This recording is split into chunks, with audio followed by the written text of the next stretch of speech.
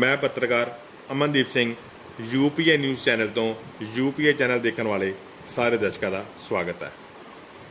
बाला प्रीतम धन धन साहिब श्री गुरु हरकृष्ण साहब जी के प्रकाश पुरब ਨੂੰ ਸਮਰਪਿਤ ਸਾਲਾਨਾ ਗੁਰਮਤਿ ਸਮਾਗਮ ਗੁਰਦੁਆਰਾ ਸਾਹਿਬ श्री गुरु हरकृष्ण साहब जी ਅੰਮ੍ਰਿਤ ਬਾਜ਼ਾਰ ਕਪੂਰਥਲਾ ਵਿਖੇ बड़ी ਸ਼ਰਧਾ ਅਤੇ ਉਤਸ਼ਾਹ ਨਾਲ ਕਰਵਾਇਆ ਗਿਆ। 19 ਜੁਲਾਈ ਦਿਨ ਸ਼ਨੀਵਾਰ ਨੂੰ ਅਖੰਡ ਕੀਰਤਨ ਰਹਿਣ ਸਭਾਈ ਸ਼ਾਮ 7 ਵਜੇ ਤੋਂ ਲੈ ਕੇ ਸਵੇਰੇ 3 ਵਜੇ ਤੱਕ ਹੋਇਆ, ਜਿਸ ਵਿੱਚ ਸਮੂਹ ਅਖੰਡ ਕੀਰਤਨੀ ਜਥਿਆਂ ਨੇ ਕੀਰਤਨ ਅਤੇ ਕਥਾ ਦੇ ਨਾਲ ਸਾਰੀ ਸੰਗਤ ਨੂੰ ਨਿਹਾਲ ਕੀਤਾ। ਇਸ ਦੇ ਨਾਲ ਗੁਰੂ ਕਾ ਲੰਗਰ ਸਾਰੀ ਸੰਗਤ ਦੇ ਵਿੱਚ ਵਰਤਾਇਆ ਗਿਆ ਤੇ ਠੰਡੇ ਮਿੱਠੇ ਜਲ ਦੀ ਛਬੀਲ ਵੀ ਲਗਾਈ ਗਈ। ਮੈਂ ਤੁਹਾਡਾ ਆਪਣਾ Amandeep Singh UPA news channel तो धन्यवाद।